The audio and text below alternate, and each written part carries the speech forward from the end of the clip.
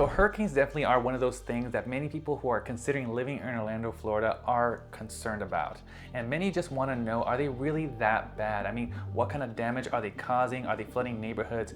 Well, that's one of the 5 frequently asked questions that we'll be answering in this video. The others have to do with other critical aspects that have everything to do with living in Orlando that range from education, the workforce, all the way to cost of living.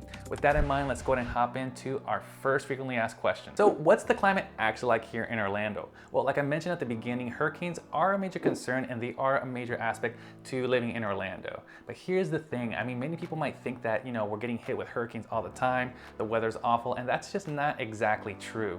The reality is that we don't get hit with hurricanes all too frequently, but I mean, they still are a concern and something that we do have to manage and deal with here in Orlando, Florida. So in all reality, I mean, we get hit with one maybe once a year, maybe once every other year, which might seem like maybe one too many. But I mean, there have been years where I've lived here and we barely get even grazed by a tropical storm. So the truth is, while they are a concern and something to watch out for, they're not as frequent as you might think that they are. Now, before really diving deep into hurricanes, it's important that you really get a good idea of what the climate is like here in Orlando, Florida. For the most part, between October all the way even through April, I mean, we're looking at great weather and we're looking at maybe temperatures between 70 to 80 degrees. So the truth is, most of the day you can enjoy the outdoors. You can go on a run, take the kids to the park without too much concern for heat exhaustion. I mean, don't get me wrong, there are times of the year that are just not great for being outside. It does get very hot, dangerously hot here in Orlando. And those months typically are between June and I would say September, where it does get very hot. It starts creeping into the 90s. Sometimes the feels like temperature can be somewhere in the hundreds, between 2 and 4 especially. That's usually the hottest part of the day. So hurricane season generally starts sometime around June and lasts all the way through October. And during that time frame, yes, we're getting hit with a lot tougher weather. And that's when we're, for the most part, on the lookout for all these hurricanes. The nice thing about Orlando really is the fact, because it's one of the few non-coastal cities, it's one of the more inland major cities in Florida. Once the hurricanes hit land, they start dropping. They go from a category 4 quickly to a category 3 to a category 2, which is still very powerful, but at the end of the day, it's just not as detrimental. I remember last year when we got hit with Hurricane Ian, Fort Myers was just simply decimated. I mean, they just got hit with the worst of the worst down there. People lost properties, there was a lot of flooding in different areas, whole entire bridges were lost. So that's just something that we really don't get a lot of here in Central Florida, in Orlando, just because of where we are located. Now, with that in mind, I mean, again, hurricanes can still be fairly dangerous. The important thing really is to just be prepared and have your expectations set correctly. Make sure that you have enough supplies, batteries, a weather radio, everything that you would need in a hurricane preparation kit to make sure that you can truly just weather the storm. Now, of course, if you have more questions about hurricanes or anything else we cover in this video, or anything we don't cover in this video that is a major concern for you and you're planning on relocating here, please don't hesitate to reach out to me. You can call, text, email me, whatever your preferred method of contact is. I'll be happy to answer your questions. So the next thing that you'd really probably want to know about, and many people do ask about, has everything to do with what's the job scene like here in Orlando.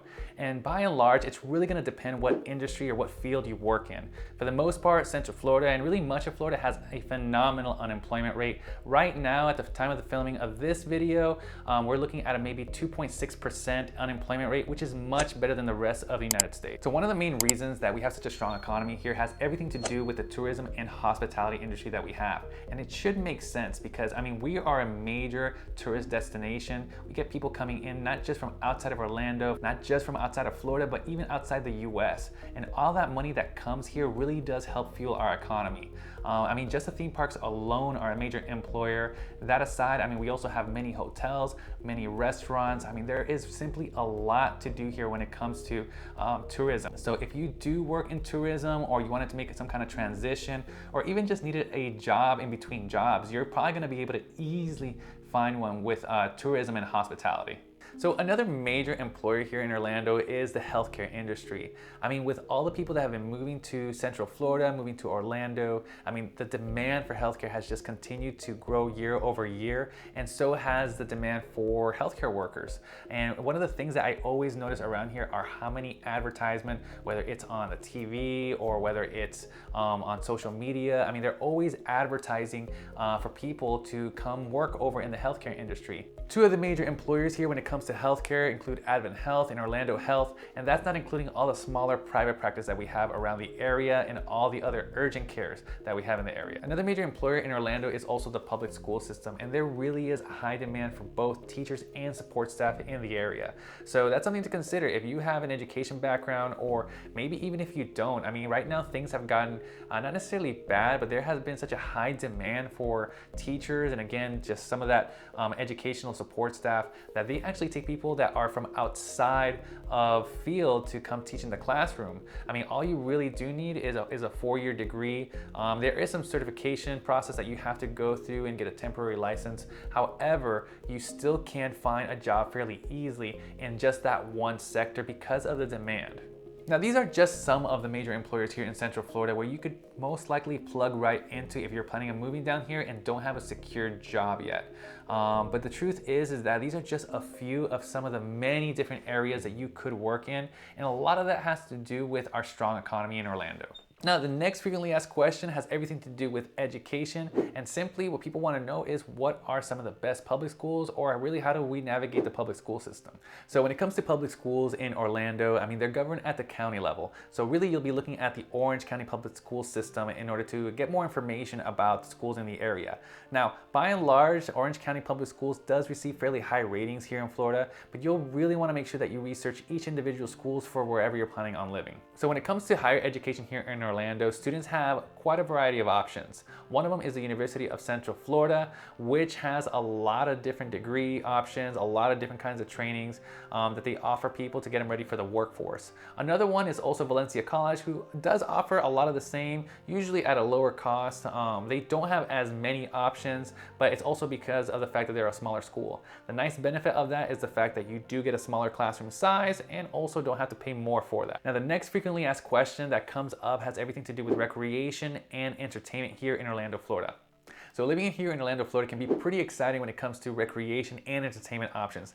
A lot of that has to do with the theme parks. One of the great things about living here in Orlando is that you can get an annual pass. That's something that you get really only if you're an Orlando resident, at least for Walt Disney World. The other theme parks might also offer it to people from outside, but Disney World is kind of strict on which annual passes they'll offer to anyone that does not live in Florida or is not a Florida resident.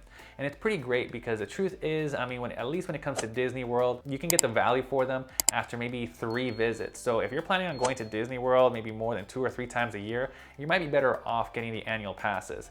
But if the theme parks aren't up to your speed, well, there's still plenty to do here in Orlando. I mean, if you just like the outdoors, well, I mean, there are plenty of parks, there are plenty of playgrounds where you can take the kids to enjoy some of the nice weather when it's nice and cool, it's not too hot outside.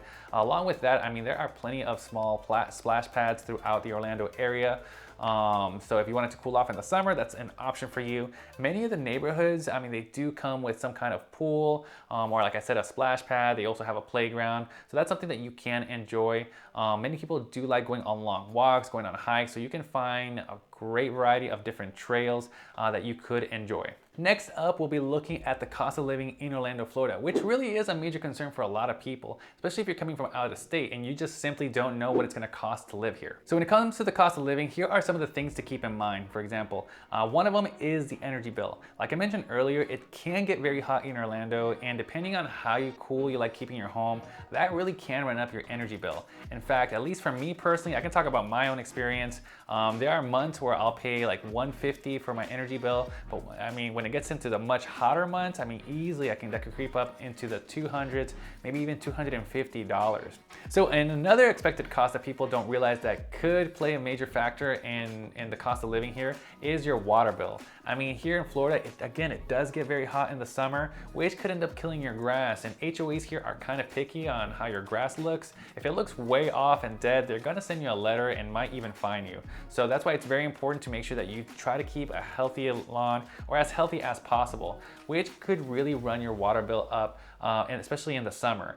Sometimes, at least for me, I pay somewhere between $150 to $200 a month just on water to try to keep my grass alive. Now, of course, a major aspect of cost of living has everything to do with transportation. And here in Orlando, you're probably gonna need a car because it's not super walkable. I mean, we do have some walkable areas where you can get to a restaurant, a coffee shop, something like that. But by and large, to get around in Orlando, you're probably gonna need your own car, or aside from gas and insurance, things like that, one of the big costs that does come into play are the tolls here. Because the truth is, to get around Orlando, I mean, you could use a lot of the city roads, but the traffic gets so bad here that often more than not, you're gonna be tempted to get on the tolls.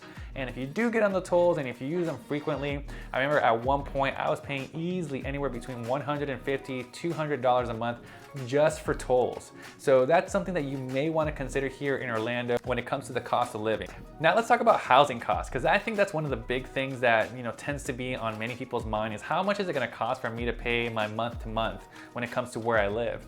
Now here in Orlando, you can find homes almost at any price point, and I want to put a major asterisk on that because yes, there is kind of a bottom to that when it comes to any price point, but for the most part, I would say you could easily find a home somewhere around the $200,000 range all the way into the multi-million dollar homes. So instead of focusing on the price of homes, I'd rather you consider the value of the area and what you're getting out of buying a home in a certain place. Because the truth is, even if you found a home that was $200,000, the truth is it might not be a good fit when it comes to schools, the area, or even the home itself. So that's why it's important to focus on what value it might provide instead of an exact price point. Now, in order for you to be able to really find a good fit for your family, to find a home, an area that is exactly what you're looking for, you're gonna go ahead and want to watch this video here next, where I cover several different areas, some of the top areas in Orlando. I go over the amenities, everything that those areas have to offer. That hopefully will help you get started on trying to find the perfect place for you to call home.